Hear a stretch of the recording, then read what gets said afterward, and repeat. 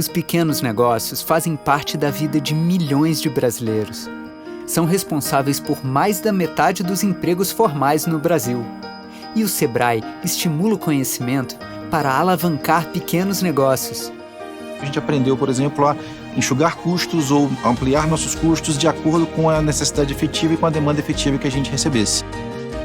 Para empreender, ampliar ou inovar, conte com o Sebrae.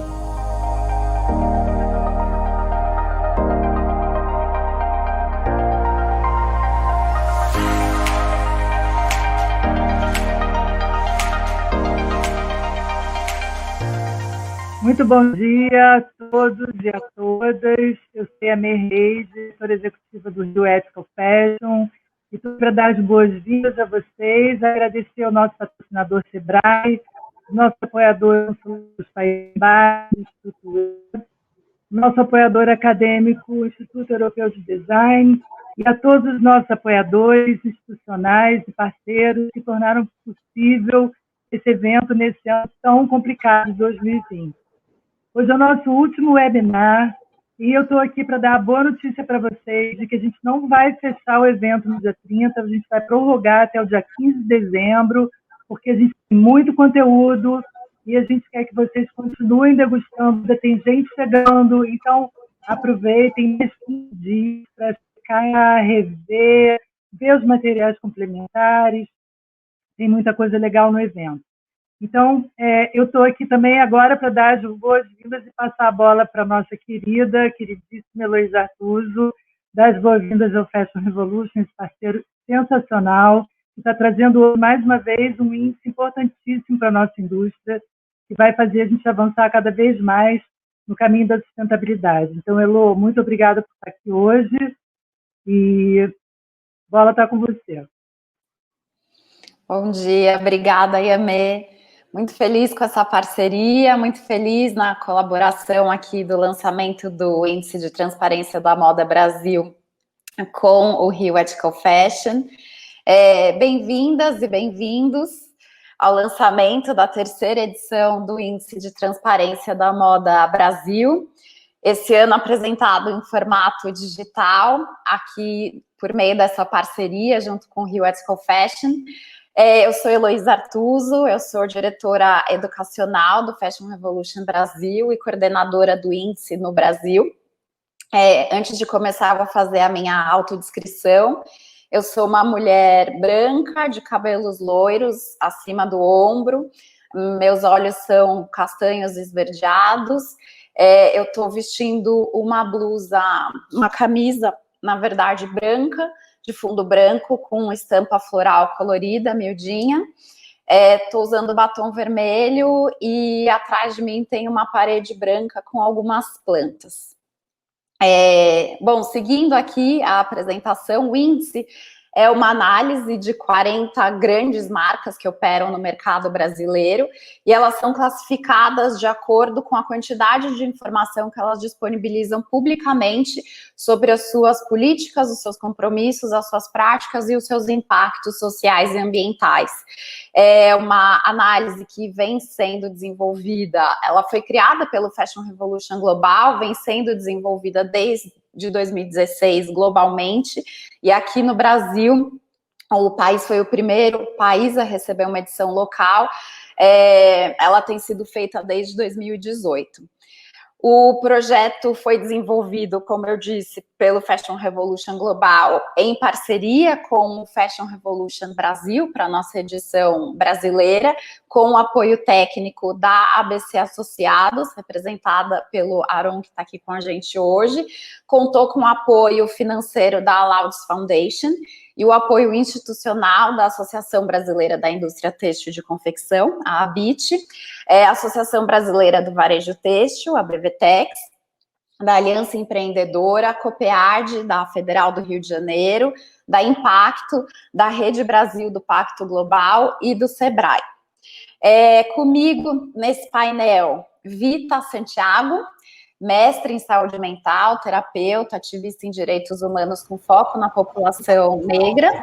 Newton Vargas, empreendedor, com uma oficina de costura aqui em São Paulo, e Aron Belink, nosso parceiro aqui da ABC Associados.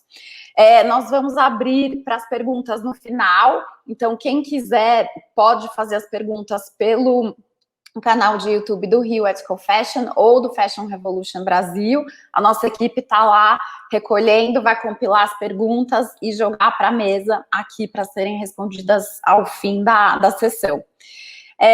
Eu queria pedir para cada convidado se apresentar, por favor. Vita, se você puder começar. Claro. Olá a todos e a todas e a todos. Eu estou muito feliz de estar aqui com cada um e cada uma de vocês. Eu vou começar com a minha autodescrição. Eu sou uma mulher negra, linda. Eu tenho olhos castanho escuro, eu estou usando óculos, o meu cabelo é castanho escuro e está preso para o lado direito da minha cabeça. Eu estou usando uma blusa branca e eu tenho uma tatuagem sankofa no meu ombro. É muito bom estar aqui com vocês. Muito obrigada, Elo, né, pela introdução. Eu sou uma profissional de saúde mental, né, com foco em identidade, com foco em luto, com foco em perdas e com foco em resistência, né, pensando como é que a gente sobrevive, e muito mais que sobrevive, como é que a gente vive e vive bem, não importa a nossa situação, né. Sou ativista dos direitos humanos, tenho uma história com o movimento negro, com o movimento de mulheres e com o movimento hip-hop, e gosto muito de pensar essas interseccionalidades e as maneiras como as diferentes formas de opressão, elas vão informar a experiência das pessoas no mundo. Eu acho que a moda é uma força e tem um potencial transformador incrível, mas precisa se perceber como existindo dentro de uma sociedade. Portanto, tem a ver com todos os aspectos dessa sociedade. Eu estou muito feliz de estar aqui, fazer essa conversa sobre o índice e ver o que é que ele diz para a gente com relação à revolução que a gente quer causar. Obrigada a todos e a todas. Obrigada, Vita. Newton, por favor, você pode seguir se apresentando? Bom dia, pessoal. Meu nome é Newton. Eu sou imigrante boliviano. Já estou há 10 anos aqui neste país tão belo. 6 anos trabalhando como trabalhador e 4 anos já empreendendo um negócio próprio, né? No qual a gente percebe todos os movimentos, tudo que causou esta pandemia para nós, tentando buscar conhecimento, já que hoje em dia a moda ou a costura é um dos principais trabalhos que aqui no país. E eu estou muito feliz por estar presente nessa reunião bacana com vocês, conhecendo o pessoal novo, um aprendizado mais para mim, se fortalece o conhecimento das pessoas, poder mostrar o meu trabalho para o povo, para as pessoas, o grande valor que o trabalhador sofre aqui como imigrante. Então, eu estou muito feliz, agradeço demais a todos, um grande abraço e isso, pessoal. Obrigado. Obrigada, Newton. Muito bom contar com a sua contribuição hoje aqui nesse painel. Aron? Bom dia a todas as pessoas, todo o pessoal presente. Então, começando com a audiodescrição, como ele falou, eu sou um homem branco de 57 anos, bem calvo, mas com uma barba média e um bigodão, o cabelo e o bigode meio branco, meio castanho aloirado, assim, castanho claro. Tenho óculos redondos e com olhos castanhos verdeados também atrás deles. Estou usando uma camisa social azul marinho, de manga curta, e atrás de mim tem uma parede bordô com alguns quadros, livros, uma papelada, objetos, um local de trabalho.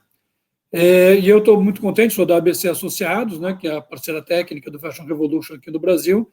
A gente cuida de ajudar no aperfeiçoamento e na tropicalização, vamos dizer assim, na adaptação para o Brasil da metodologia internacional. Inclusive, muito dessa agenda que a gente está tratando aqui, ela é uma coisa que está reforçada no Brasil, a questão da diversidade, a questão dos imigrantes, é uma coisa que a gente dá uma especial atenção na parte brasileira, e é um prazer, aí, uma honra a gente estar fazendo parte desse trabalho junto com o Fashion Revolution desde 2018, quando a gente começou isso aqui no Brasil. Obrigado pelo convite. Obrigada, Aron. Antes de começar a nossa conversa, eu quero apresentar um vídeo gravado pela Sardite, nossa diretora global de políticas, né, do Fashion Revolution Global, e também coordenadora do Índice de Transparência da Moda. Luciano, se você puder colocar o vídeo. Hello, everyone. First of all, thank you very much to Rio Ethical Fashion for allowing me to speak today. And first, I would like to congratulate the Fashion Revolution team in Brazil and our technical partners, ABC Associates, for launching the 3rd edition of the Fashion Transparency Index in Brazil. It's great to be here with you all virtually while we navigate this uncertain and, for some of us, very tragic time due to the global pandemic. And as we have all seen, and I'm sure has already been spoken about many times throughout this excellent event, the coronavirus outbreak has sent shockwaves through the global fashion industry.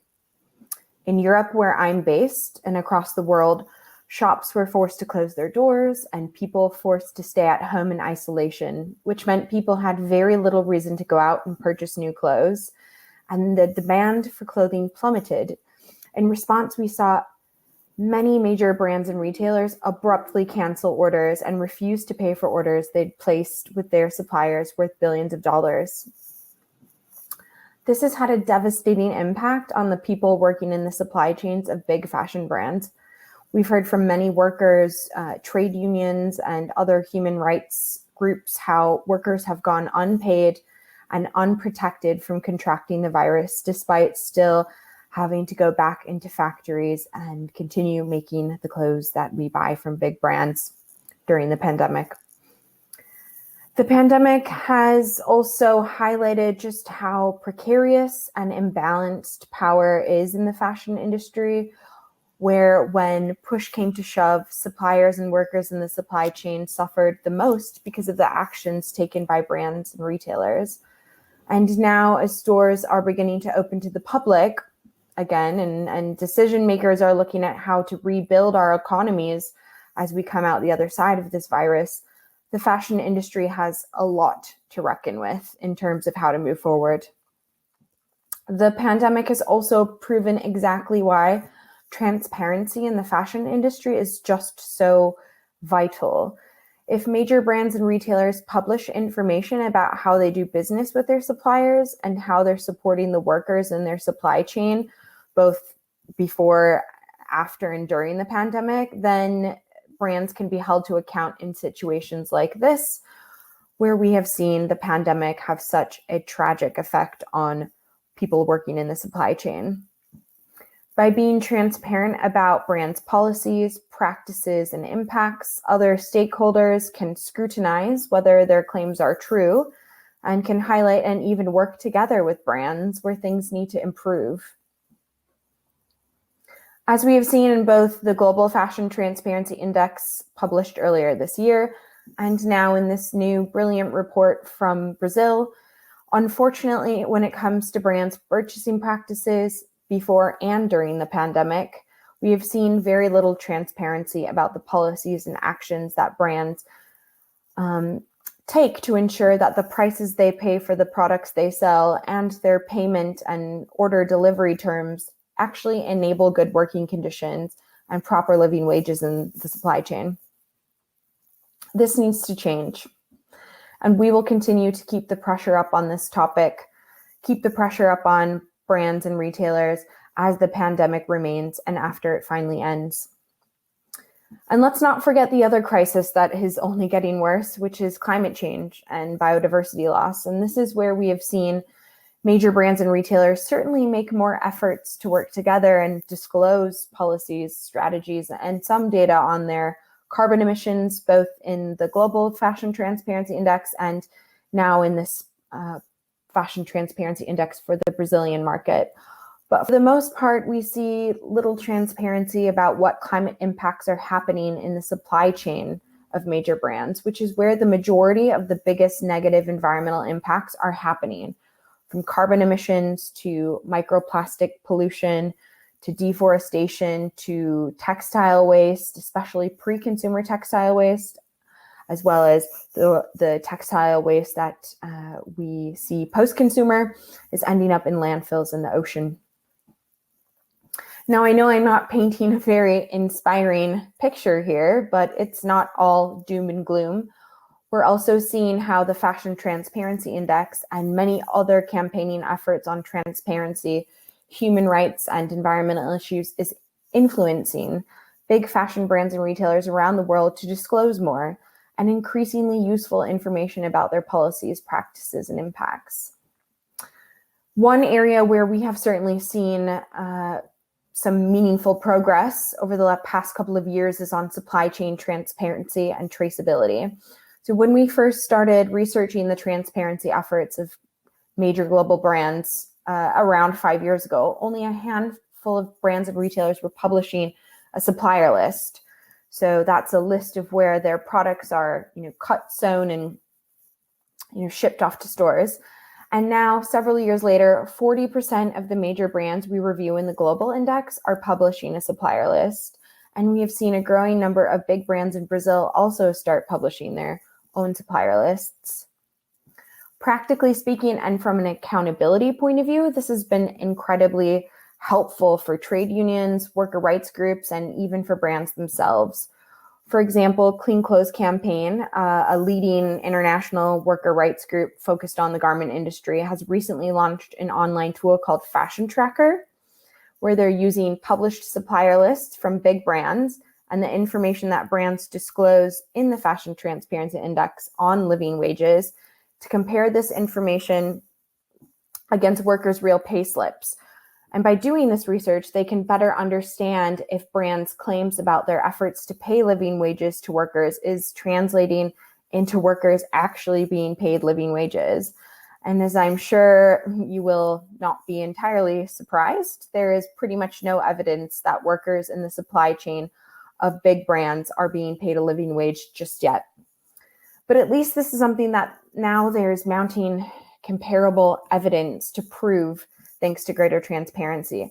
And it just makes the case so much stronger for more meaningful action from brands and better enforceable legislation to ensure that the people who make our clothes are paid a wage they can actually afford to live on going forward. Meanwhile, several brands in the Global Index have reported the business benefits of supply chain disclosure, including being more easily able to collaborate with other companies sourcing in the same factories. Beyond this, and on a more positive note, it's been good to see that many brands are increasing their scores this year in the index, both in the Global Index and in the Brazilian Index. And we really do want to acknowledge this progress. However, although some brands are now receiving relatively high scores in the index, it's absolutely crucial to focus on the very important information that they're still not disclosing and what remains hidden. This is often some of the most meaningful information that speaks to brands' purchasing practices, to whether workers are any closer to being paid a fair living wage, to what carbon emissions and waste is occurring in their supply chains, to what outcomes and impacts are resulting from all of their efforts to improve working conditions, fairness and equality, and environmental management throughout their value chain. So that's the message that I want to leave you all on today, that we should acknowledge how much conversation on transparency and accountability has evolved in the past few years, and recognize all the progress that has been made over the past couple of years to shine a light on these issues, but also recognize that there's so much more work to be done, and the coronavirus pandemic and the climate crisis have only shown us just where, those very many weaknesses remain in the global fashion industry, and where we really have to push harder for positive, transformative, and structural change in the fashion industry, which is underpinned by transparency to the benefit of the planet and the people who make our clothes. Thank you so much.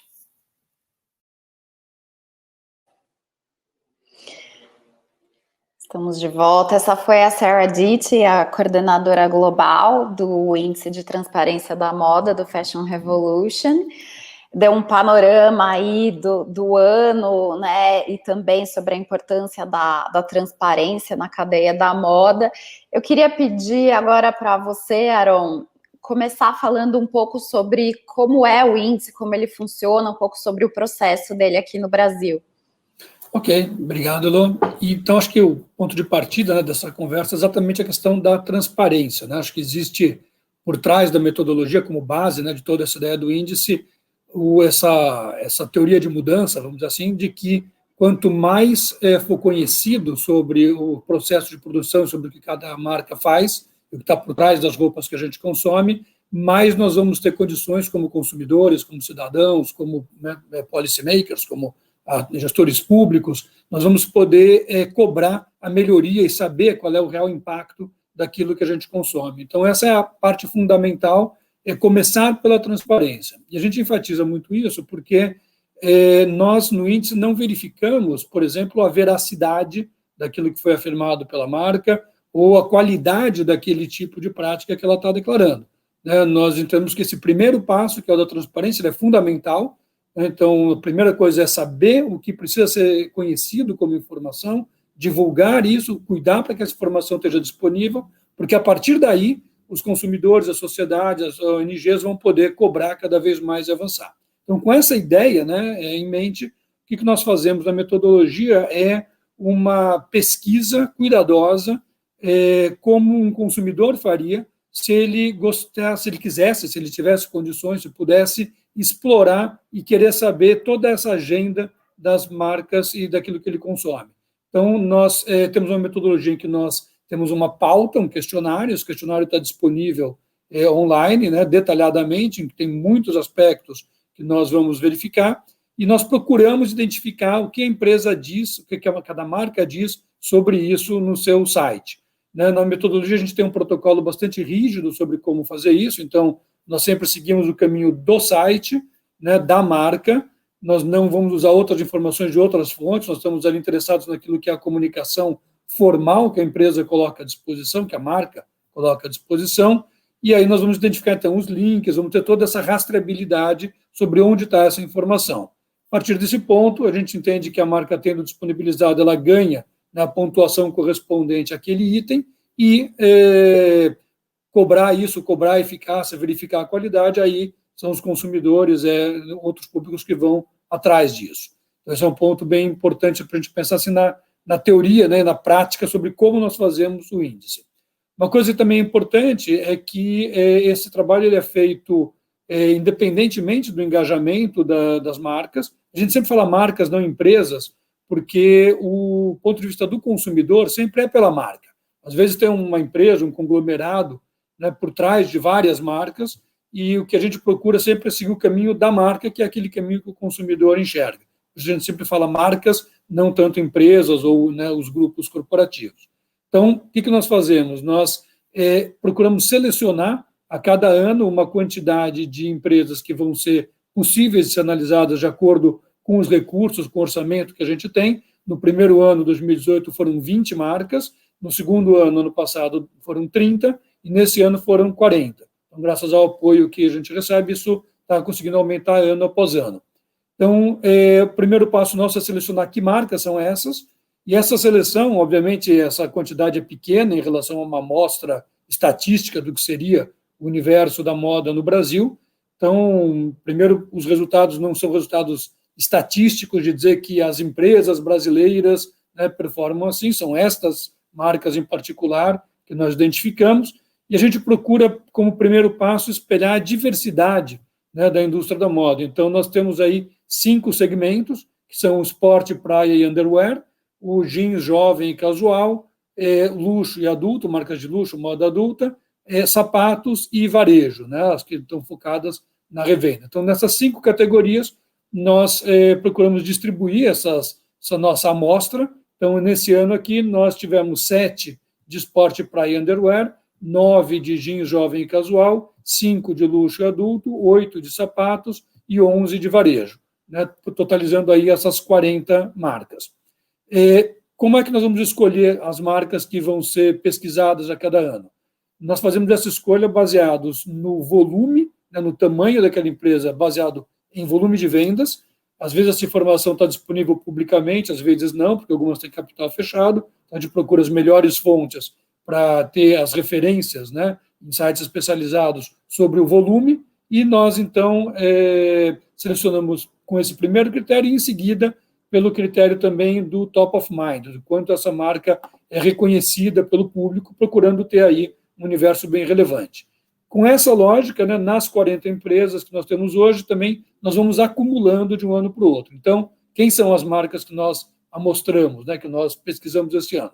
Em 2018, e que continuaram nos anos seguintes, foram Animale, Brooksfield, C&A, Companhia Marítima, Elos, Farm, Havaianas, Hering, John John, Lely Blanc, Malve, Marisa, Melissa, Moleca, Olímpicos, Osklen, Pernambucanas, Renner, Riachuelo e Zara. Essas 20 são aquelas que estão desde o primeiro ano de 2018. Entrando no ano passado e continuando nesse ano, nós tivemos Arezzo, Carmen Stephens, Coach, Colombo, Decathlon, Drummond, Líder, Lojas Avenida, TNG e Torra. E agora, estreando esse ano, as 10 novas que estão só nesse último levantamento nosso, nós temos Centauro, Dafiti, Di Santini, Fórum, Ipanema, Lojas Pompeia, Lupo, Netshoes, Puquet e Yukon. Então, essas são as 40. Essas marcas elas foram informadas que nós faríamos esse levantamento, que o Fashion Revolution faria esse levantamento. O levantamento sempre é feito independente do engajamento da marca. Então, algumas marcas elas aceitam o convite para participar do processo que nós fazemos de esclarecimento sobre a pesquisa, de revisão do questionário, né, porque o processo ele acontece em algumas etapas. Nós primeiro revisamos o questionário, ou fazemos o levantamento nós mesmos, a equipe técnica do Fashion Revolution, com apoio da ABC Associados. Esse resultado ele depois é disponibilizado para as marcas, para que elas possam fazer uma revisão, inclusive complementar, eventualmente, alguma coisa que nossas equipes não identificaram dentro do conteúdo. Esse material volta para nós, é feita uma segunda revisão. Nessa segunda revisão, nós podemos concordar ou não com aquilo que a marca ponderou. A palavra final sempre é da equipe técnica do Fashion Revolution, conforme um protocolo, né, pré-definido sobre o que é aceitável em cada um dos itens, inclusive em consonância com o internacional. E aí, nós finalmente então fazemos a pontuação. Isso é revisado, supervisionado também pela equipe do Fashion Revolution Internacional. Então, a gente tem aí uma grande consistência e um grande cuidado nisso. Nesse processo de engajamento nesse ano, das 40 marcas que foram convidadas, 52%, né, 21 marcas, 52,5%, 21 delas, preencheram o questionário, ou seja, deram atenção e complementaram com a sua visão. 35 marcas, simplesmente 35% das marcas simplesmente não responderam, o que é uma pena, perderam uma oportunidade, e outras 5 marcas, elas responderam, mas dizendo que não se engajariam no processo de revisão. Então, 21 marcas se engajaram, responderam, 5 responderam dizendo que não iriam se engajar, e as outras 14 não deram nenhum tipo de resposta. Independente de resposta ou não, elas foram analisadas, foram pontuadas. Essa pontuação nossa está organizada em 5 sessões, né? A sessão de políticas e compromissos, que pega esse quadro mais macro, a sessão de governança, em que a gente pega a maneira como a empresa coloca essas políticas em prática e procura fazer com que elas sejam observadas tanto na sua própria operação como na cadeia de fornecimento. Depois tem uma sessão sobre rastreabilidade, que tem a ver exatamente com a cadeia de fornecimento, com isso que a Sara estava comentando, que é muito importante, porque, obviamente, essa é uma cadeia longa, que vai até a produção da matéria-prima. E uma quarta sessão, que a gente chama de conhecer, comunicar e resolver. Essa sessão ela trata de temas especialmente sensíveis e da maneira como a empresa lida com os problemas que ela enfrenta, nessa área toda ligada à sustentabilidade, né, no seu aspecto social, ambiental e de governança.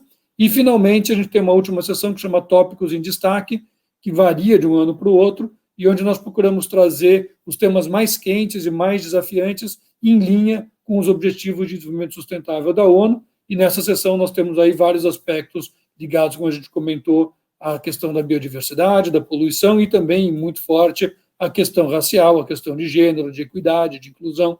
A gente vai falar um pouco mais delas mais para frente, eu não vou me alongar agora. Mas então, assim, não tão resumidamente, desculpa se eu me alonguei, essa é a metodologia que nós trabalhamos e que está descrita detalhadamente na publicação que está disponível. Devolvo para você, Aron. Tá ótimo. Obrigada, Aron, pelo panorama aí sobre o projeto que você deu. Eu queria completar, inclusive, com uma pergunta recorrente que a gente costuma receber de por que nós focamos em grandes marcas, né? Nas grandes marcas e grandes varejistas. Porque nós sabemos que, de muitas maneiras, os grandes impactos estão ali, né? Então, a indústria da moda, de uma maneira geral, tem um papel importante, por exemplo, na aceleração da crise climática.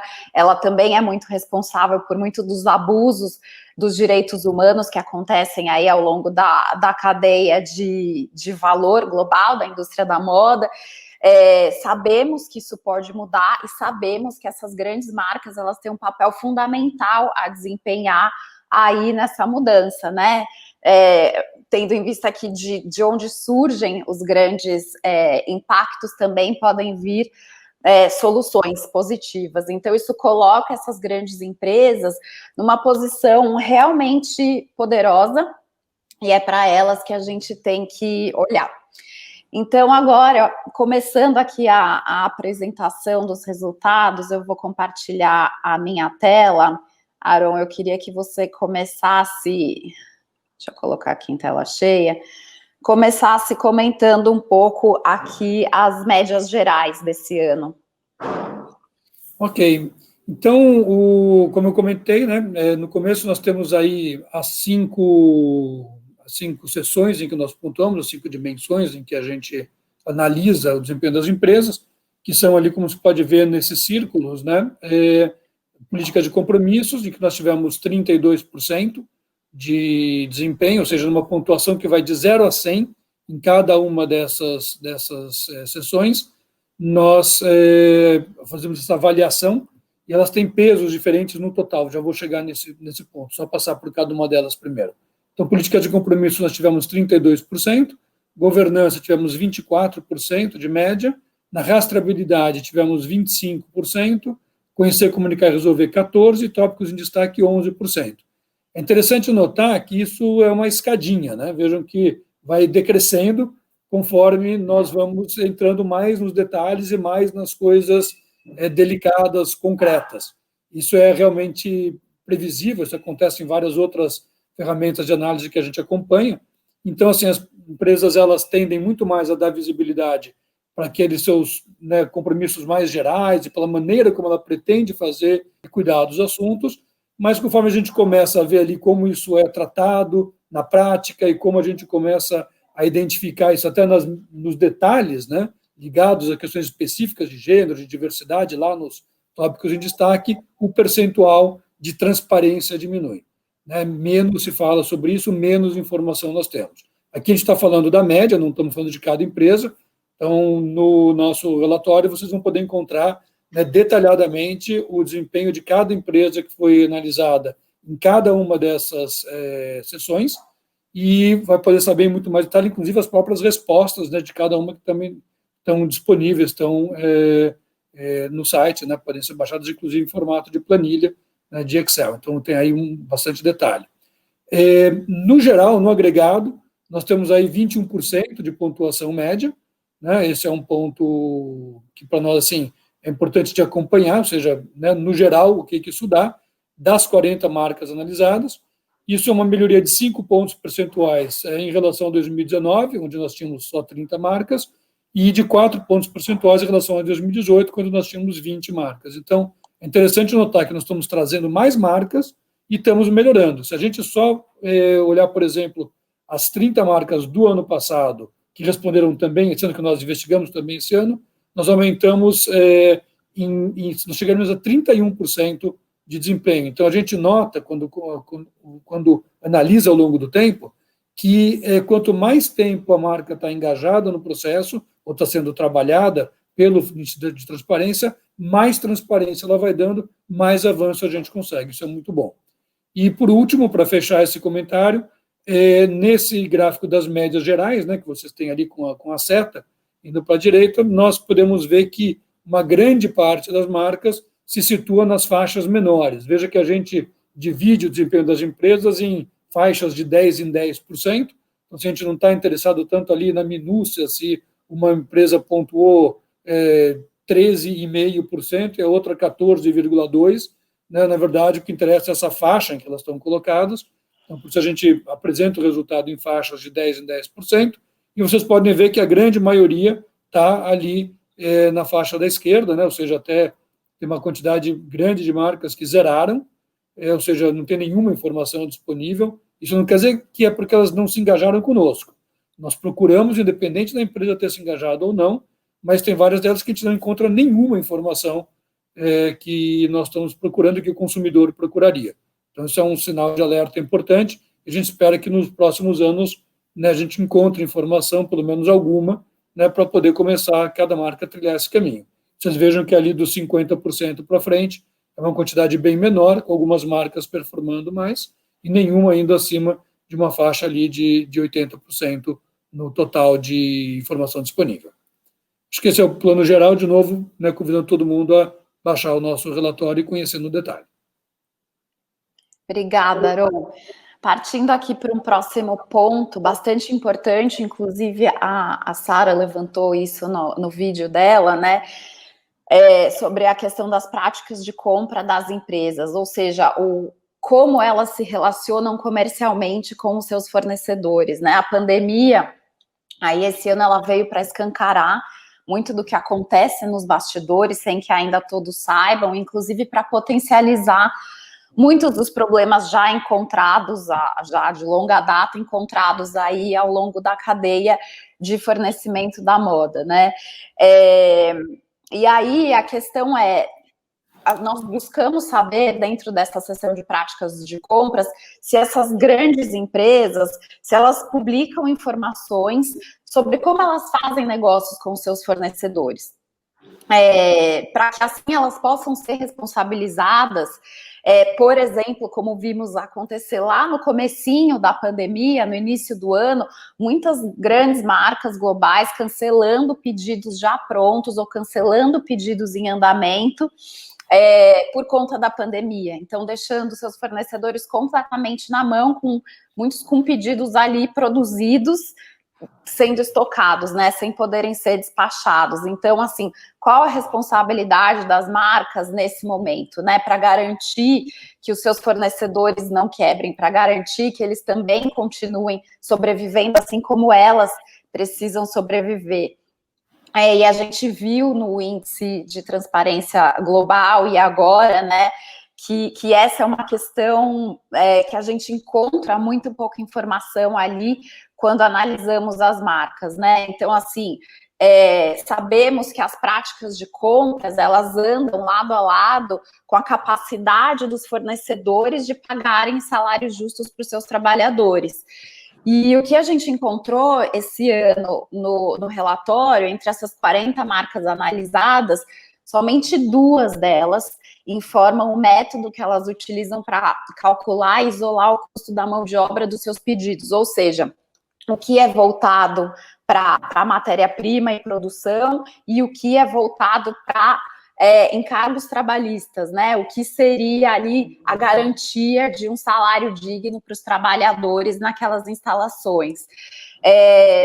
5 marcas divulgam as suas políticas de pagamento de fornecedores, então só 5 entre 40 dizem, olha, a nossa política é essa, nós pagamos em X dias dessa forma, e por aí vai, e 3 marcas somente publicam o percentual de pagamentos que é, de fato, realizado dentro desses prazos e de acordo com as suas próprias políticas e os próprios contratos que elas estabelecem com os seus fornecedores. Só uma marca entre as 40 divulga feedbacks, ou seja, relatos, né, o retorno de seus colhidos pelos seus fornecedores sobre as suas práticas, né, que é um mecanismo bastante interessante para melhorias, né, para trazer melhorias para esses relacionamentos.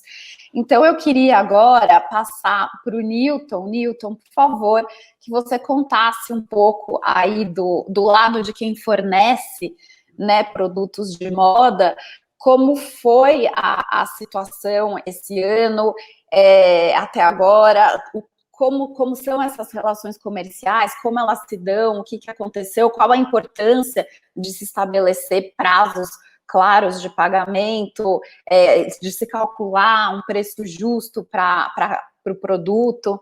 Conta um pouco para a gente, por favor. Obrigado, Léo.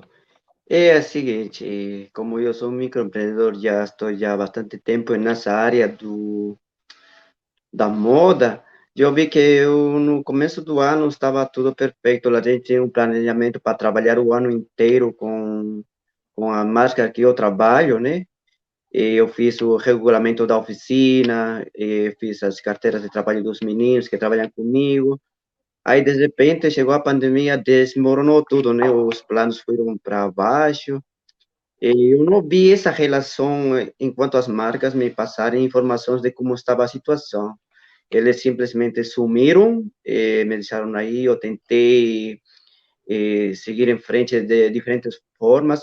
Aí eu percebi também que o lado do empreendedor, ou quem tem oficina de costura, quando não está alinhada ou não está com os documentos oficiais, não consegue trabalho assim outras marcas. Então eu aprendi que nessa pandemia que a gente primeiro tem que se organizar na oficina, regularizar primeiro, né? Dar condições de trabalho ao trabalhador e assim poder conseguir novos fornecedores ou novas marcas, porque hoje em dia dificilmente você consegue trabalhar com uma grande marca que vocês citaram agora, porque tem um formulário muito grande para preencher e quase nós, empreendedores, não estamos em esse nível de preencher isso, porque é um investimento que a gente tem que fazer isso, tem que ser, eu acho que essa parte de marcas e oficina tem que ser cuidada e trabalhada diminuidamente, porque não é porque a gente não quer, é que por falta de conhecimento, por medo a pagar impostos. Então, tem essa relação das marcas. Eu vivi isso, que tem gente até agora sendo explorada, terceirizada, né? Não é o pagamento que a marca me paga. A marca, o pessoal só compra para a marca, mas não vê o lado, quem fez essa roupa, como foi costurado isso, em que condições foi feita. Então, esse lado está esquecido na minha maneira de ver, né? Mas, para isso, nós, microempreendedores que queremos ir em frente, devemos olhar e encarar novos desafios, primeiro, regularizar tudo, e com isso você poder ir e apresentar um projeto para uma marca e ter mais transparência, melhor condições de vida, preços justos, tudo isso a gente consegue, mas para isso precisamos conscientizar as pessoas que estão começando, ensinar a eles, mostrar o caminho, como a Aliança Empreendedora fez, eu fiz cursos ali, aprendi muito, até agora eu sou assessorado por eles. Então, eu cresci como ser humano, como trabalhador e como empreendedor também, não? Querendo um sonho melhor para meus funcionários, para minha família. Enquanto isso, agora, depois que a pandemia calmou um pouco, as firmas ou as marcas voltaram com reviravolta, né? E houve bastante trabalho, agora eles querem tudo rápido, tem bastante pedidos que praticamente a coleção inverno foi perdida, né? Que a gente também trabalha por etapas, inverno, verão, tudo isso. Então, foi perdida praticamente todo o inverno. Então, eles estão começando agora e deslanchou este mês para mim, grandes marcas me procuraram, já não dou conta mais de trabalhar mais. Então, assim, foi um descenso e um ascenso que me ensinou e que estou aprendendo muito a lidar como. Hasta que eu fui obrigado a sair às ruas para vender, expondo minha saúde e tudo, porque não tínhamos como pagar o aluguel, não tínhamos como pagar os funcionários. Então, tudo isso, para nós que estamos começando, foi uma etapa muito dura, quase a gente desistiu, incluso, de querer fechar tudo, porque não tínhamos ingressos, tudo estava e as contas não param, né? A água, a luz, isso não para, se continuava chegando. Então, eu tive que sair de casa para procurar Hasta eu, inclusive, fui na feirinha da madrugada para vender algumas máscaras, aventais, aquelas roupas, para poder pagar e tentar levar em frente meu negócio, né? Então, eu vi essa parte, como Aaron falou, é muito importante ter essa transparência entre marca, fornecedor e ofinista, ter essa conversa e como podemos melhorar para trabalhar melhor, com uma transparência melhor, para ter um ingresso melhor, para ter uma vida digna.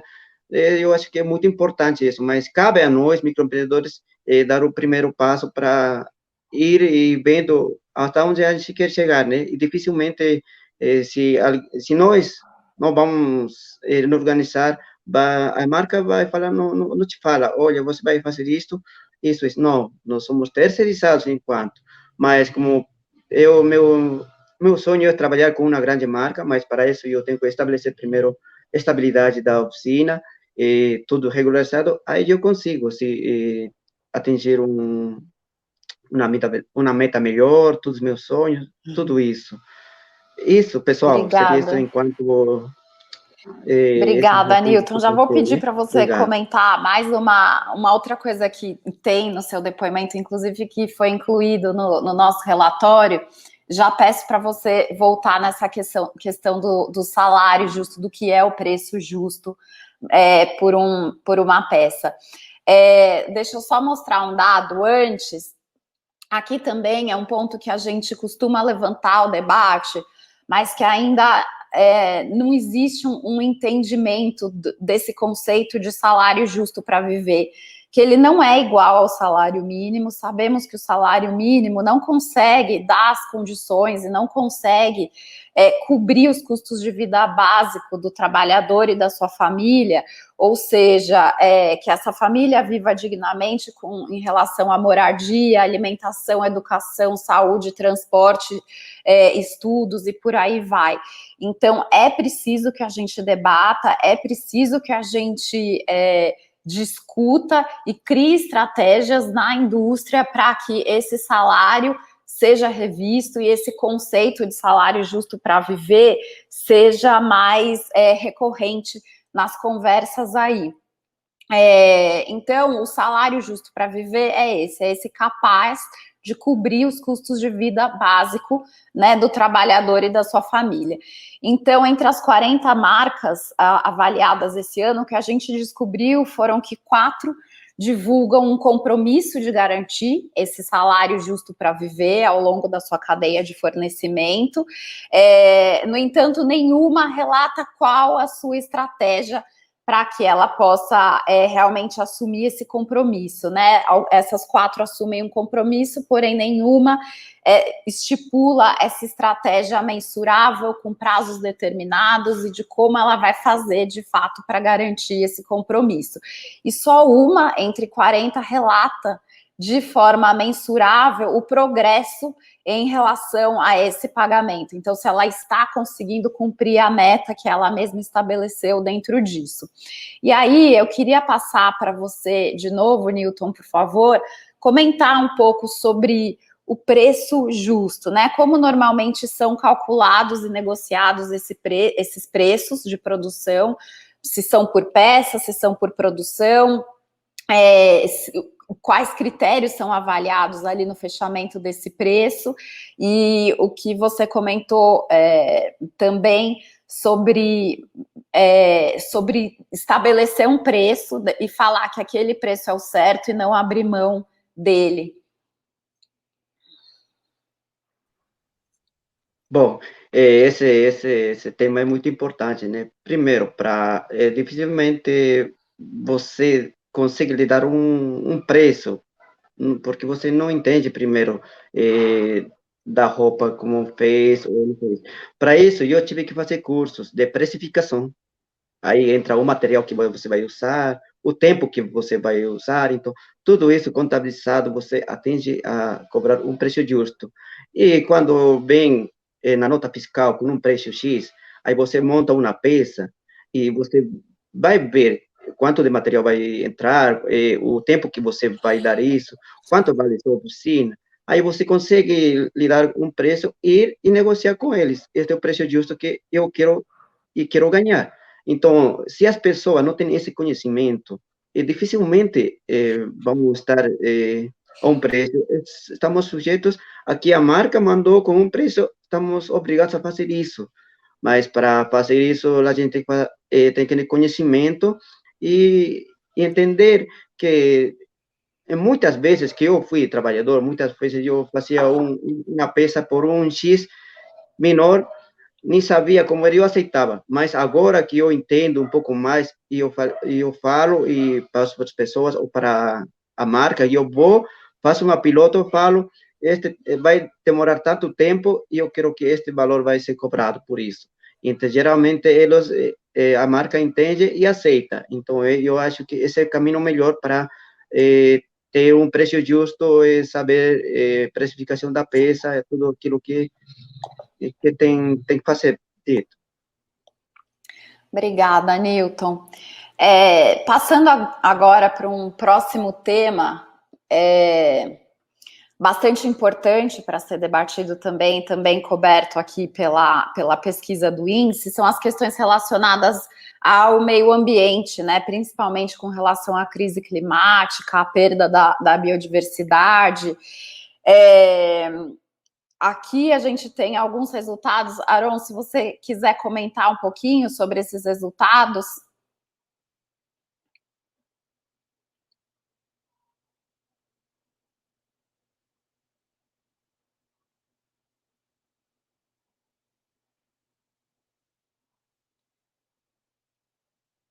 Aron, tá aí? Eu estava no mudo, desculpa. Acontece nas melhores famílias. Então, eu queria comentar só sobre essa questão do salário claro. antes, rapidamente, é que realmente essa é uma tensão muito complicada que a gente vê o tempo todo, né? Obviamente, está isso no nosso índice, é muito importante, porque põe na mesa, e para o próprio consumidor, essa tensão, porque o consumidor quer pagar menos, né? A empresa ela quer vender mais, então ela quer poder ser competitiva, então ela vai espremer a sua cadeia de fornecimento, então o fornecedor da oficina vai pagar menos para o trabalhador, que está pressionado por outros trabalhadores, então tem toda uma lógica aí que ela é muito difícil de ser administrada e onde esses resultados baixos que a gente vê são um reflexo disso. E é um ponto fundamental de ser enfrentado, porque como se acomoda, né, essa rede de interesses e de necessidades que vão de todos os lados. No Brasil ainda tem a questão do custo Brasil, dos impostos, da formalização. O Newton falou muito da questão de quanto custa ser formal e como é difícil você estar de acordo com a legislação. Isso também gera um obstáculo. Então, se isso é apertado demais, aumenta a informalidade. Então, acho que assim é crucial realmente a gente prestar atenção a isso e entender que tem aí uma partilha a ser feita, né? Voltando agora para o ponto específico aqui de biodiversidade e conservação, também é um aspecto bastante crítico, né? Como a Sara comentou, a gente tem na indústria da moda grandes questões, ela é uma grande produtora de resíduos, né? A coisa dos microplásticos é um grande problema que a gente tem enfrentado aí ao longo do mundo todo, não é uma coisa específica do Brasil. Então, todo esse é um aspecto que a gente coloca. Sobre a biodiversidade em si, a gente tem o impacto da extração de matérias-primas e do como a empresa pode se organizar dentro nessa direção. Então, veja que no lado direito aqui do que está na tela, né, ou estava na tela, a gente tem o fato de que um percentual baixo, né, 20% das empresas dão a lista de fornecedores de matéria-prima, ou seja, é difícil chegar nessa ponta, né? A atualização dessa lista também é uma coisa que a gente cobra, e a questão do rastreamento, né, para a empresa não só divulgar, mas se comprometer aí na ponta, saber se aquilo tem uma origem legítima, se não é resultado de desmatamento, de uma fronteira mal gerenciada, que tem também problemas sociais, isso é fundamental, né? Então, acho que a gente vê que tem um longo caminho ainda a ser trilhado.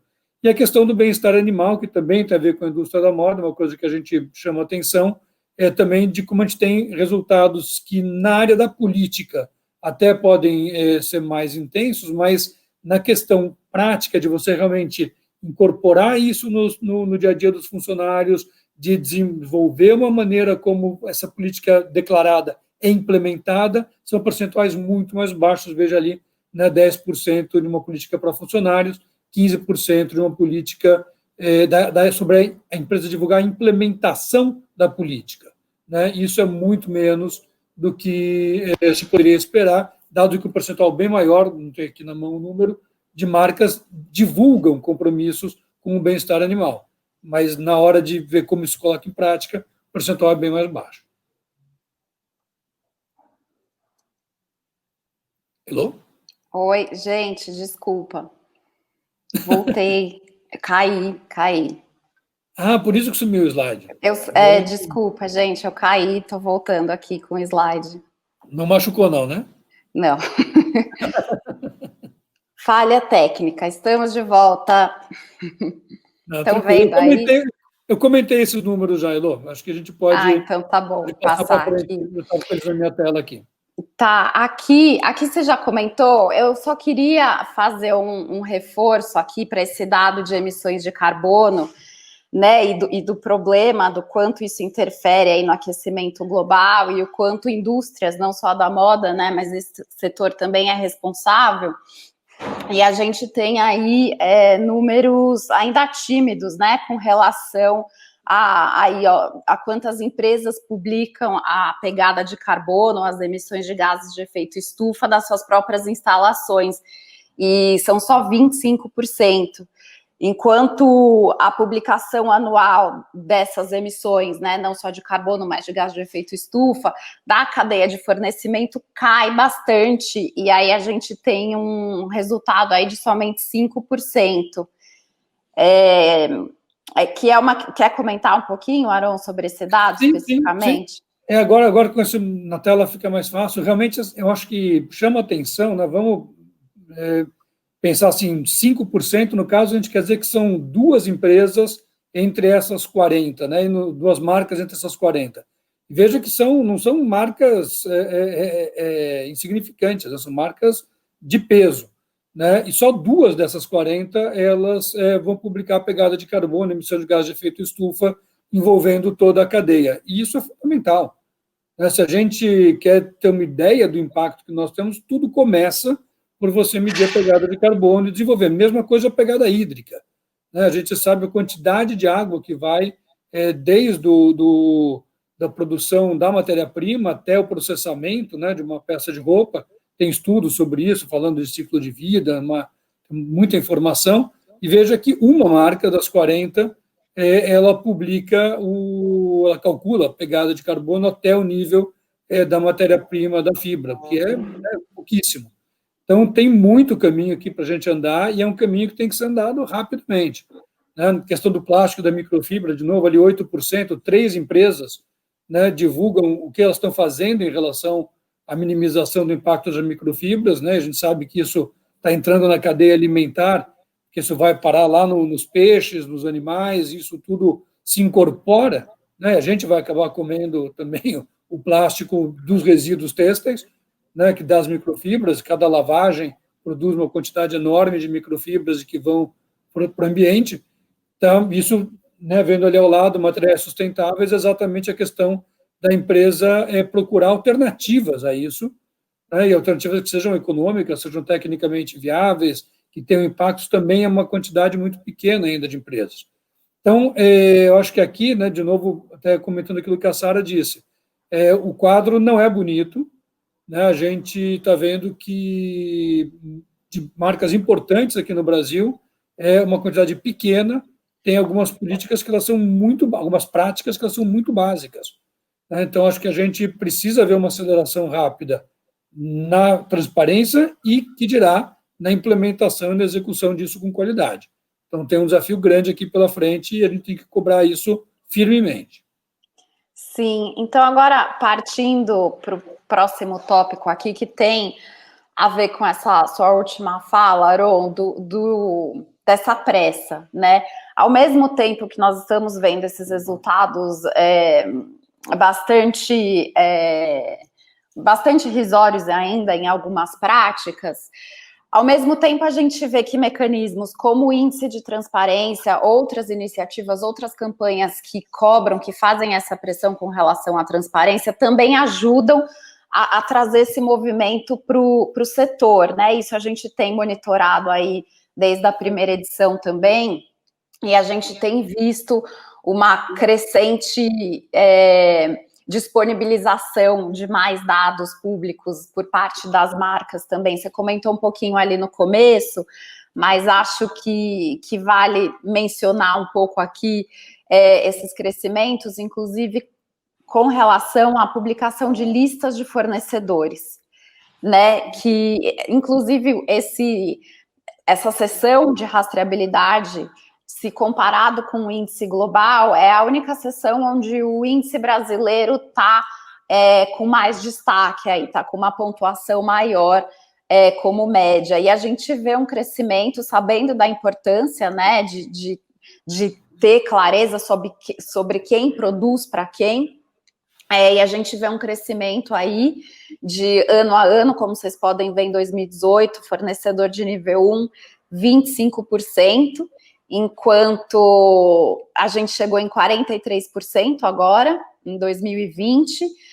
Além do nível 1, ali também partiu de 25% para 33%, e a gente vê também que vai diminuindo conforme vai se afastando, né, ao longo da cadeia até chegar no nível da matéria-prima ali. São números mais baixos, porém crescentes também, né, de 2018 para cá, pulou ali de 15% para 20%. Como você vê esse movimento, Aron?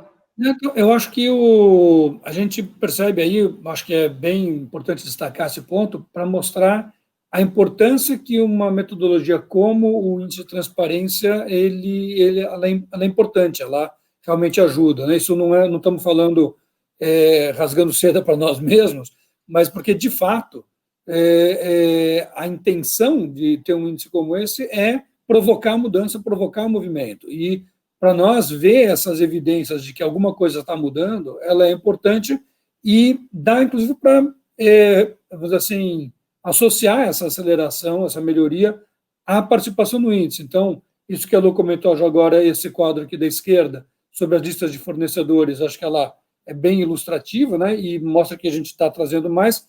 Agora, olhando aqui o quadro do centro, né, vejam que a gente tem algumas empresas que se mantêm na posição, no quadro das 5 maiores pontuações, e outras que vão entrando. Veja ali em 2018, né, que entre as 5 maiores, a quinta colocada, vamos dizer assim, a quarta e a quinta, estavam com 36%, 34% de transparência e entraram nos top 5.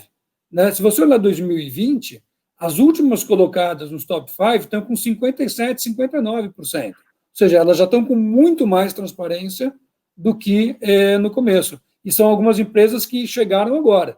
Né? Elas chegaram agora, eventualmente já tinham essa prática, mas não estavam no nosso monitoramento, mas outras foram adquirindo e crescendo. Então, pega, por exemplo, ali as 2 primeiras colocadas, que no início do monitoramento tinha uma transparência de 53%, 51%, né? E agora estão com 74%, 68%. Ou seja, aumentaram muito o nível de transparência e se mantiveram entre as 5 mais transparentes dentro do índice. Então, essa dinâmica que o índice provoca, ela é muito importante e a gente acredita que em eventos como esse, em situações como essa, em que mais gente está tomando conhecimento dessa possibilidade, nós vamos conseguir gerar que as empresas não só divulguem, mas também coloquem em prática essas políticas, esses compromissos que elas estão declarando e dando transparência. E aí, embora algumas marcas também tenham crescido, né, e demonstrando aí um melhor desempenho, a gente também não pode deixar de olhar para alguns pontos que são críticos ao longo da cadeia e que merecem mais atenção ainda, né, que muitas informações, como a gente está vendo, que não têm sido divulgadas, que ainda permanecem ocultas. Uma coisa que a gente sempre lembra no índice é que não quer dizer que ações, iniciativas não estejam acontecendo, mas a gente não pode avaliar o que não estamos vendo, então, portanto, se elas não estão divulgadas publicamente, nós não conseguimos traduzir aqui para esse índice, né? Então, vindo aqui um pouco de volta para a questão dos direitos humanos aí na cadeia, com relação à igualdade de gênero, a gente tem esses dados, né, de que 30% das marcas divulgam políticas para equiparação salarial entre homens e mulheres para os seus funcionários e também nos códigos de conduta de fornecedor, né, em relação aos trabalhadores da cadeia. Só que esse número já cai bastante, né, quando a gente busca entender como essas políticas são implementadas, e que aí esse número desce para 8%. E quando nós buscamos se as marcas publicam esse quadro de funcionários, né, de diferença salarial sob a perspectiva do gênero dentro do quadro de funcionários da empresa, a gente tem um resultado de 15%. E aí agora eu queria passar para a Vita, por favor, comentar um pouco sobre isso, Vita, por favor. Uma coisa que a gente notou também é que muitas das políticas voltadas à equiparação salarial entre homens e mulheres, elas estão pautadas no mérito, na meritocracia. E aí, numa sociedade como a nossa, né, que é patriarcal, é racista, ajuda, a gente consegue medir performance entre homens e mulheres, para equiparar esses salários, eles partem do mesmo lugar, não partem? Comenta um pouco esses resultados, por favor. Claro, claro. Eu acho que uma coisa muito interessante é de que, assim, eu sou muito grata e celebro os avanços que a gente tem até aqui, mas eu acho que os dados que não estão aí, eles também são bastante informativos, né, sobre como é que o setor percebe alguns aspectos que são, na verdade, fundamentais da nossa sociedade, mas o fato de eles não estarem aí também mostra um alinhamento grande com como a sociedade, de maneira geral, ela se organiza, né? A gente vive numa sociedade que coloca o homem, né, e o trabalho do homem numa perspectiva muito mais valorizada do que o trabalho da mulher e a presença da mulher. Então, quando a gente não tem, de uma maneira muito eficiente, a desagregação desses dados por gênero e as políticas de equiparação, a gente está muito nitidamente dizendo o que é que importa e o que é que não importa, nessa perspectiva. Me chamou muita atenção quando você fala essa coisa de que a política de equiparação, vamos dizer assim, ela vai se dar a partir da meritocracia. Quando eu penso, né, numa sociedade como essa sociedade que a gente vive, que é uma sociedade patriarcal, que é uma sociedade machista, em que a figura do homem e o trabalho do homem, ele é valorizado, e é historicamente construído que a figura da mulher e o trabalho da mulher não é valorizado. Quando a gente vê uma sociedade que coloca todo o trabalho no espaço doméstico e o trabalho na criação dos filhos como responsabilidade das mulheres, não cobra e não posiciona o homem nessas discussões, e depois, de uma certa forma, diz que esse trabalho da criação dos filhos e do espaço doméstico, ele é um trabalho inferior, não valorizado de maneira nenhuma, penaliza as mulheres, né, por terem que fazer esse trabalho, penaliza as mulheres pelo processo de gestação, não oferece nenhum apoio às mulheres nesse processo, e aí quer fazer como meritocracia. Vamos analisar e comparar a sua performance. Né? Você, que em cima de tudo que você tem, né, no seu ambiente de trabalho, você tem de imediato uma percepção que o seu trabalho não tem a mesma qualidade, você tem que lidar com esses aspectos, mais 275 outros aspectos, mas no final do dia, a gente quer que você seja capaz de performar do mesmo jeito. Eu acho que a meritocracia como critério de equiparação, ele não é só injusto, mas ele é quase desonesto, sabe? Porque é um ideal inalcançável, né? Então, eu acho que fica aí uma grande reflexão, né, para a indústria como um todo, e eu acho que para todos e todas nós, né, enquanto representantes de sociedade civil, no sentido de fazer essa pressão, sabe, para que, quando a gente fala no poder de revolução da moda, que a indústria ela seja uma indústria justa para todos e para todas, não só para alguns. Ótimo. Então, seguindo aqui, obrigada, Vita. Eu passo para o próximo slide com alguns resultados aqui sobre diversidade e inclusão. E a gente vê aqui por exemplo, essas são algumas das políticas aqui de discriminação, por exemplo, que tem 60% das marcas respondentes, né, que divulgam, na verdade, uma política de antidiscriminação, né, com relação à discriminação para os seus funcionários diretos. Essa é uma das políticas mais encontradas nesses códigos de ética ou código de conduta para fornecedor. No entanto, quando a gente busca como essa política é implementada na prática, esse número já cai para 28%. A mesma coisa acontece quando é na divulgação, quando é a existência dessa política em código de conduta de fornecedor. Existe uma política em 53% dos casos, mas como ela é implementada na prática, cai de novo aí quase pela metade. Assim como diversidade e inclusão, a gente tem aí resultados, né, que não chegam nem na metade das marcas, de 40% para marcas que têm uma política sobre diversidade e inclusão para os seus próprios funcionários, e aí cai um pouquinho também de como ela é implementada na prática. E eu vou colocar mais um slide aqui na sequência, e você já gostaria, depois que você voltasse, para comentar os dois mais um pouco. Com relação à igualdade racial, o que a gente encontrou foi 18% das marcas publicam suas ações com foco na promoção de igualdade racial entre seus funcionários. Então, o que elas fazem internamente para promover uma cultura que inclua e que ajude na promoção, que apoie, né, a inclusão e promoção das pessoas negras dentro das empresas. Somente 10% das marcas divulgam informações sobre a divisão por cor ou raça no seu quadro de funcionários, e nenhuma marca publica a diferença salarial entre os seus funcionários, também sabendo, né, que de acordo com os próprios dados de IBGE, existe sim uma diferença de salários gritante, inclusive, entre pessoas brancas e negras.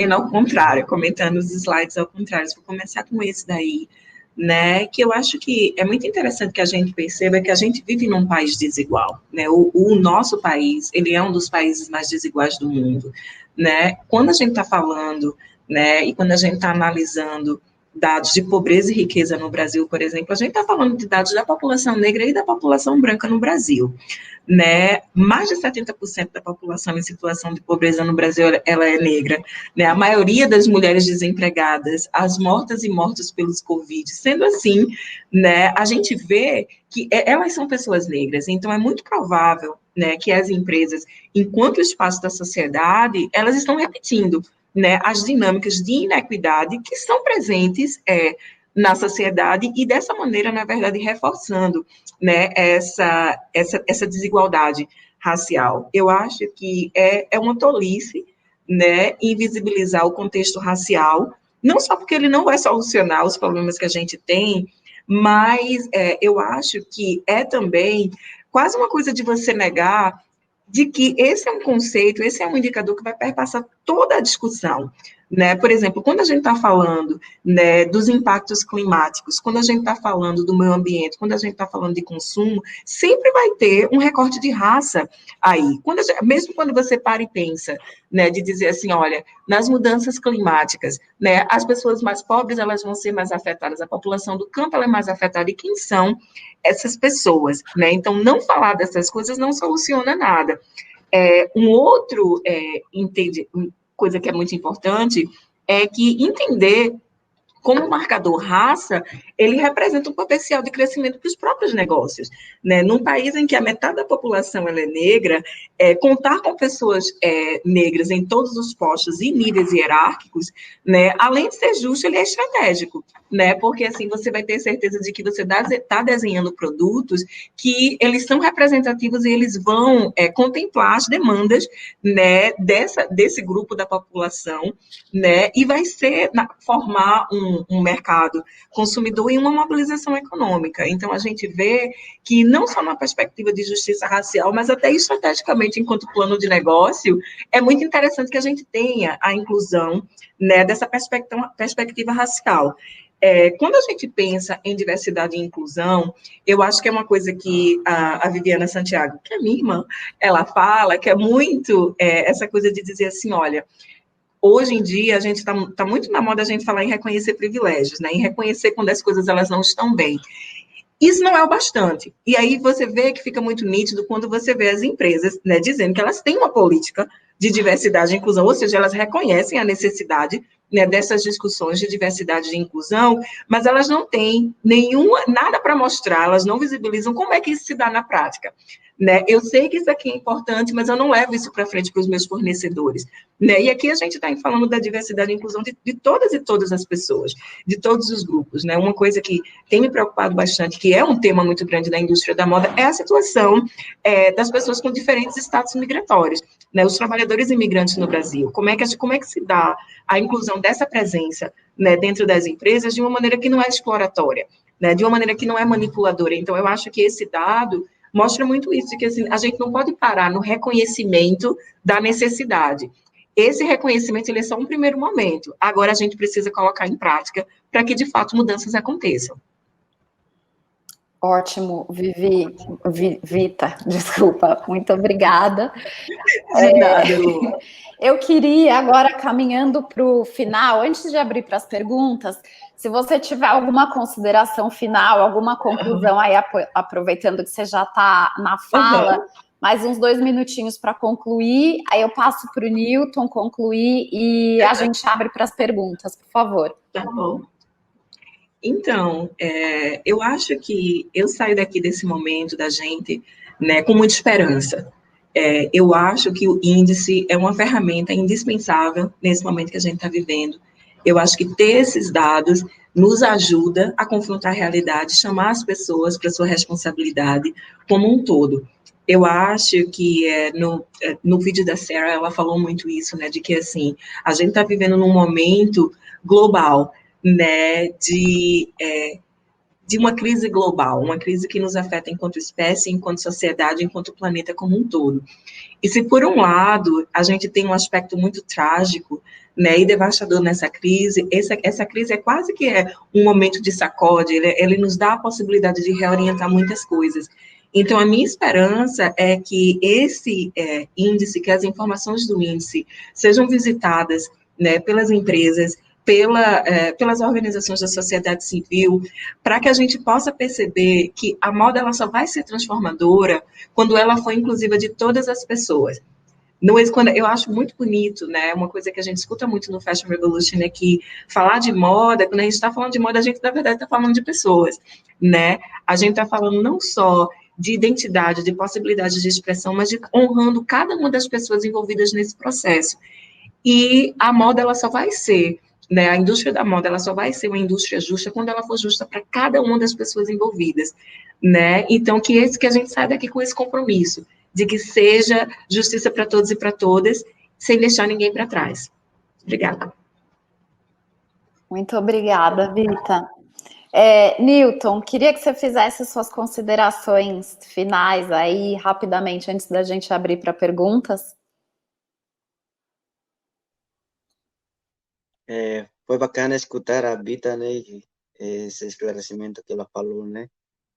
Não, eu concluiria que deveria ser feito um trabalho minucioso enquanto a nós microempreendedores para conscientizar-se a regularizar as oficinas e ter mais transparência entre marcas e oficinas, que a gente precisa disso, de ter mais conhecimento, porque temos aqui microempresas, nem sabemos que existem, porque não estão regularizados, né? Então, minha maior preocupação é isso, que as pessoas não estejam regularizadas e continuamos com esse índice alto de trabalho escravo, né, que realmente existe, mas cabe a nós trabalhar isso e tentar regularizar e ter uma transparência melhor para que todos tenhamos uma vida ótima, já que a moda está evoluindo muito, né? Quem não veste uma roupa?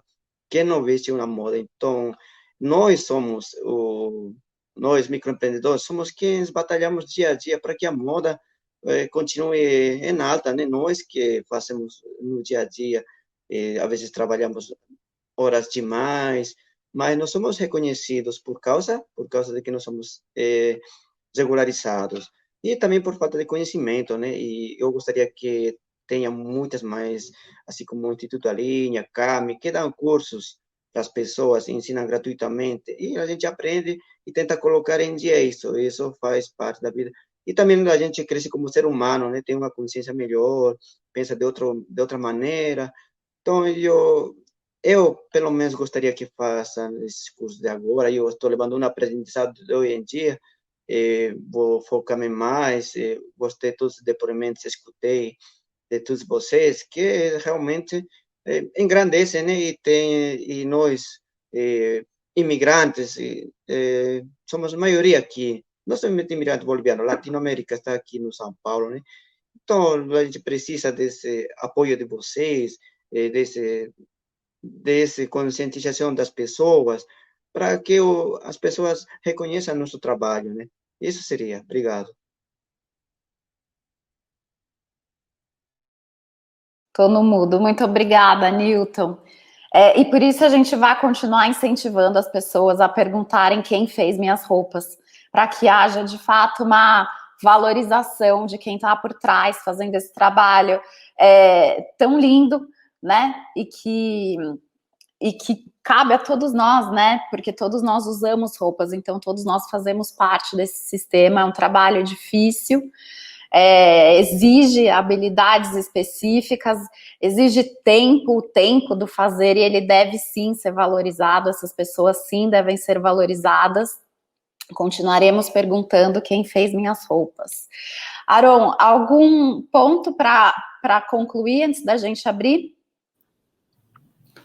Eu acho que realmente é um comentário bem de ordem geral, que eu trouxe, acho que ao longo do caminho, né? Acho que esse painel aqui foi muito interessante, acho que eu vi a Vita, eu vi o Newton, né, trazendo aí uma perspectiva de quem está, né, na linha de frente, quem está, seja produzindo, seja analisando esse contexto, interagindo com os outros atores.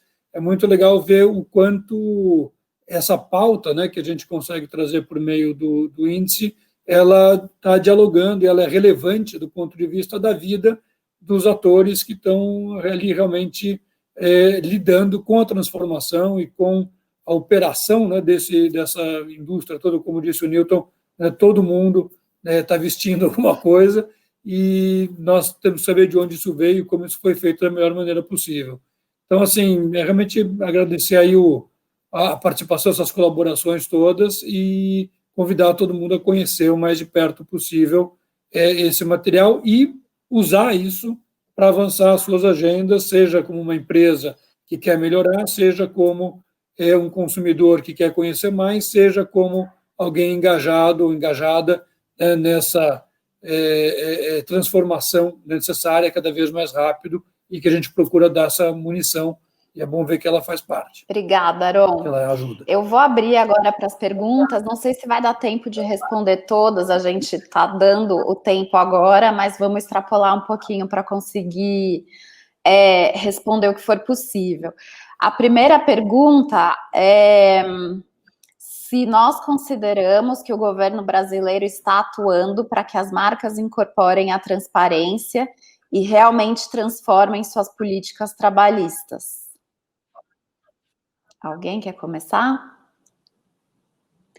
Eu acho que talvez o Aron possa me completar nessa, mas eu acho que sabemos que, ao contrário de outros países que exigem publicações anuais, ou determinadas publicações anuais por parte das empresas, aqui ainda não existe essa exigência, nem com relação ao formato da publicação, nem com relação ao conteúdo, né? O governo francês, ele obriga um relato anual das empresas, o governo britânico obriga a divulgação da disparidade salarial entre homens e mulheres nas empresas anualmente também. Aqui, o que a gente sente até como uma certa dificuldade durante a pesquisa é que muitas informações estão soltas, né? Elas não têm um formato pesquisável, ou às vezes um formato mais organizado do ponto de vista de quem está relatando políticas e práticas, e cada empresa divulga determinada prática ou política de acordo com sua estratégia, eu imagino. Isso é o que a gente encontra do ponto de vista de quem está buscando esses dados, né? Então, eu acho que, complementando, eu acho que de fato tem um movimento global e faz todo sentido de que as empresas cada vez mais sejam transparentes, né?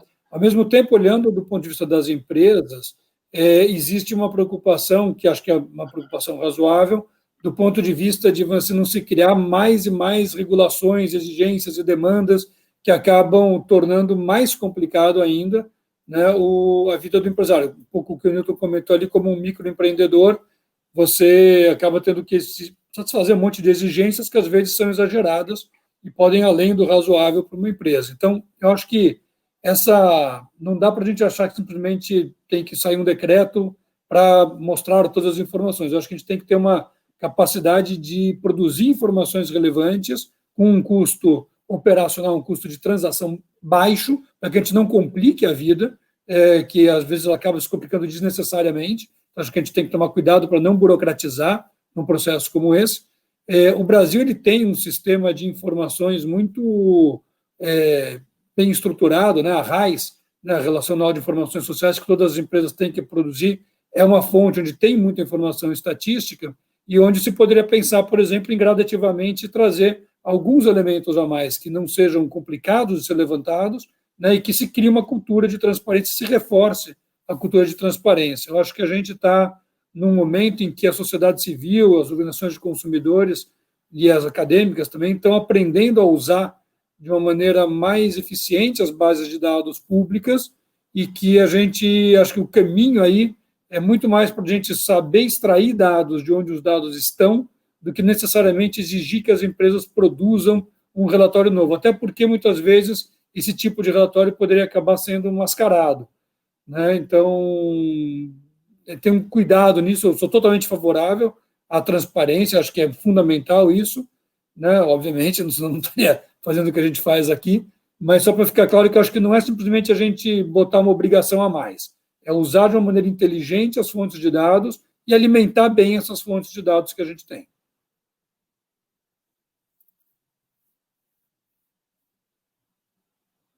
Tá mudo, Elô.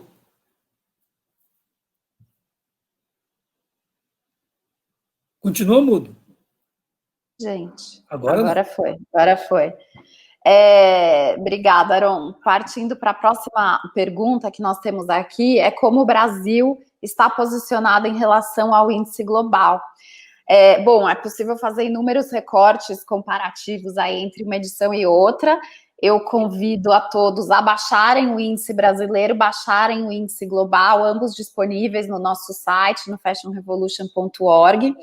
Lá vocês encontram os dois, e aí todos os recortes desejáveis podem ser feitos. Mas, de maneira geral, hoje, em 2020, a gente tem uma média de 21%, média geral, no brasileiro, e de 23% no global. E no global, assim como aqui no Brasil, só uma marca pontuou mais de 70%, nenhuma chegando acima dos 80%. Agora, com relação a marcas zeradas, eles têm um nível mais baixo ali, somente 10 marcas, o que corresponde a 4%. Então, esse é o resultado geral, mas convido vocês a baixarem os dois relatórios. A próxima pergunta, eu acho que essa é para o Newton. Quantas pessoas, mais ou menos, estão por trás da fabricação de uma única peça? Vamos pensar aí numa camiseta básica, Newton, considerando ali, que já tivemos o agricultor que plantou o algodão, as pessoas que trabalharam ali em toda a parte de fibra, fiação, tecelagem, estamparia, tinturaria. Quando ela chega numa oficina, considerando, né, a gente tem modelagem, embalagem, acabamento, costura, quantas pessoas aí dentro de uma oficina, Newton? Praticamente temos que ter um time de pessoas, né? Aí que cada um tem uma função, né? Quando chega a peça, aí temos que ter um retista, overlock, na passadoria, acabamento, embalagem. Então, 4 a 5 pessoas estão envolvidas em uma só peça, né? Então, temos que ter um time bem qualificado, que cada um tem uma função para cada peça também. Então, são 4 a 5 pessoas por peça. Obrigada, Newton. Uma próxima pergunta aqui.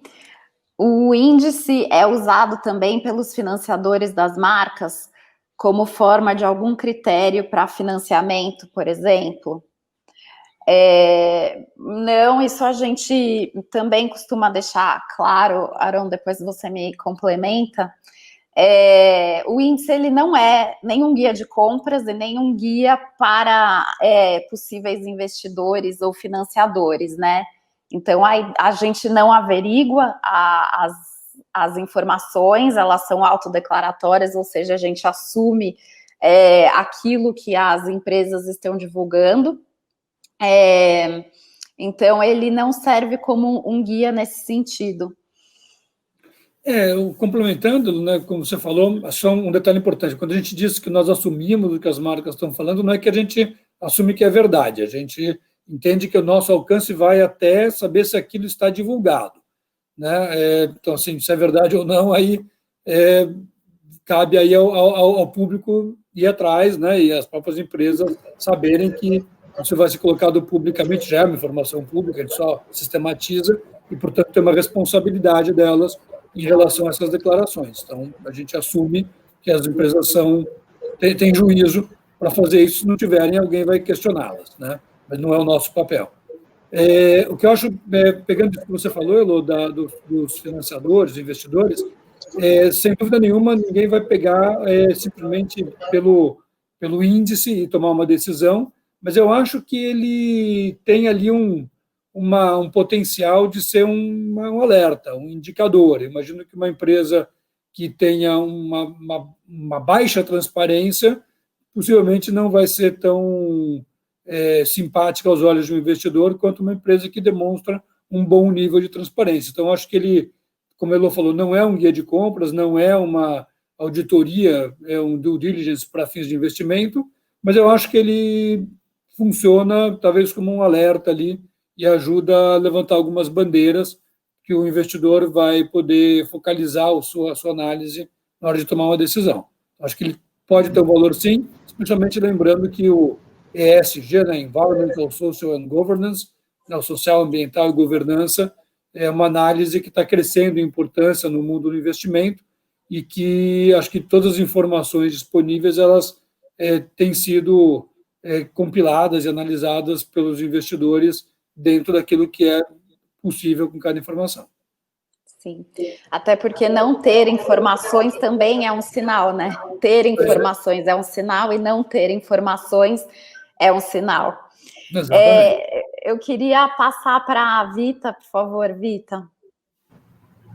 Então, eu acho que essa é uma pergunta muito massa, né? E embora que a gente entenda o limite, né, os limites que o índice tem, eu acho que traz de volta para a gente, né, enquanto sociedade, acessando essa informação, a responsabilidade, né, de usar isso na tentativa de criar, né, um processo educativo com relação ao consumo, né, e fazendo essas relações entre o que a gente compra, as opções que a gente está fazendo e a maneira como toda uma sociedade se organiza ao redor disso. Eu acho que seria muito massa, né, se a gente pudesse ter isso como critério de investimento, de dizer assim, olha, se essa é uma marca que não tem uma responsabilidade com o meio ambiente, que não tem uma responsabilidade com sustentabilidade, que não tem uma responsabilidade, né, com os trabalhadores e trabalhadoras até lá de toda a cadeia produtiva, essa não é uma marca que a gente financiaria, mas eu acho que para a gente, sobretudo, que para o bem ou para o mal, a gente vive numa cidadania de consumo, numa sociedade de consumo,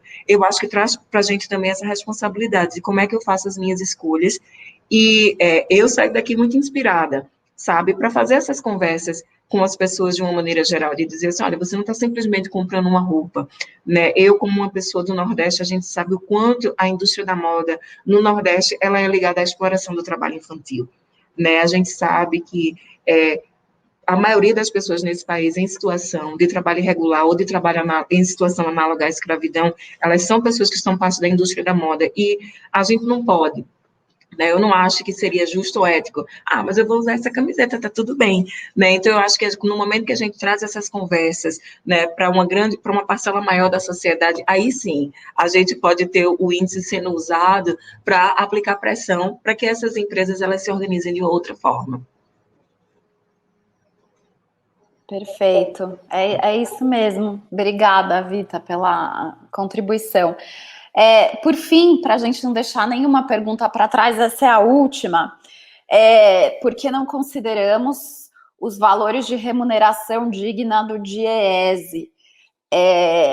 Aron, tem a ver aí com o que a gente comentou sobre os salários justos para viver, e que o DIEESE estipula, né, valores de acordo com as regiões aí, e esse tipo de organização também é importante para o cálculo desse custo, né, desse salário, de quanto seria essa base. Você quer responder essa? Posso responder, e acho que assim, super bem-vindo, a gente fala muito no DIEESE, né, e acho que nas explicações sobre o que é um salário justo, a gente menciona o OIT, menciona o DIEESE como referências, mas a gente não chega a especificar um valor, porque esse valor ele varia de acordo com a região, não é uma coisa uniforme no país todo, e também a gente entende que essa é uma agenda, porque a gente vê pelos resultados, muito nova, as empresas, né, não é aquela nova no tempo, ela é nova no radar das empresas, uma coisa que sempre causa ali muito debate, né, e que há muito tempo se discute isso. É importante lembrar, quando eu falo nova, não é de que faz tempo que se demanda isso, e ela, vamos dizer assim, a gente procura não associar esse questionamento a uma única metodologia. Quer dizer, existe mais de uma metodologia, podem ter formas diferentes de fazer esse cálculo, e a gente entende que seria uma restrição excessiva cravar, assim, tem que ser o do DIEESE, né? Mas a gente certamente menciona o DIEESE como uma referência e reconhece que é necessário. Agora, a gente mantém ali o conceito mais do que a metodologia específica, né, de um ou outro ator, porque existe mais de um, e a gente não tem por que fazer essa restrição, né, logo no questionário. A gente menciona e reconhece o valor desse trabalho do DIEESE, com certeza. É fundamental. Perguntas acabaram, o painel acabou também. Eu queria convidar todos a baixarem o índice, que acabou de ficar disponível nas nossas redes, no nosso site. Vocês estão vendo o link aqui embaixo na nossa tela. Vocês podem acessar pelo nosso perfil do Instagram, FashHev Brasil. Lá na bio vocês encontram links para esse material. No nosso site também, fashionrevolution.org, na página do Brasil, na página sobre transparência, vocês encontram não só o brasileiro, mas o global também. Os downloads são livres, gratuitos, é aberto. E é isso. Só um comentário, Lô. Você queria falar. agradecer? Sim. A equipe e todo mundo, é isso? Sim, não, faz às vezes. Não. Pode fazer às vezes. Não, você fica dona da bola. Vai lá. Eu queria agradecer a vocês que participaram desse painel, queria agradecer a todo mundo que acompanhou o painel inteiro, queria agradecer muito a nossa equipe de pesquisa que esteve ali, né, trabalhando duro ao longo desse ano inteiro, muitos meses de trabalho, de pesquisa, de tabulação de dados. Então, a Isabela Lúlio da nossa equipe, Renato Moya, o Elton Barbosa, que participaram aí firmes e fortes dessa etapa. Isabela, meu braço direito, que acompanhou tudo. Obrigada, Isa, obrigada, Renato. Queria agradecer muito a toda a equipe do Fashion Revolution Brasil. comunicação, jurídico, financeiro, todo mundo que faz parte aí do processo e que está com a gente apoiando para fazer com que as meninas do educacional também, toda a equipe que dá uma super força para que o projeto aconteça e saia bem bonito, bem redondo desse jeito. Lorene, que está aqui com a gente também acompanhando hoje, muito obrigada. Obrigada ao design, à produção aí do relatório. A equipe global também, que nos acompanha, a Sara e Lício, que acompanham o projeto ao longo do ano inteiro também. Queria agradecer ao Rio Ethical Fashion pela parceria, foi um prazer estar aqui com vocês nesse webinar. E é isso, até a próxima.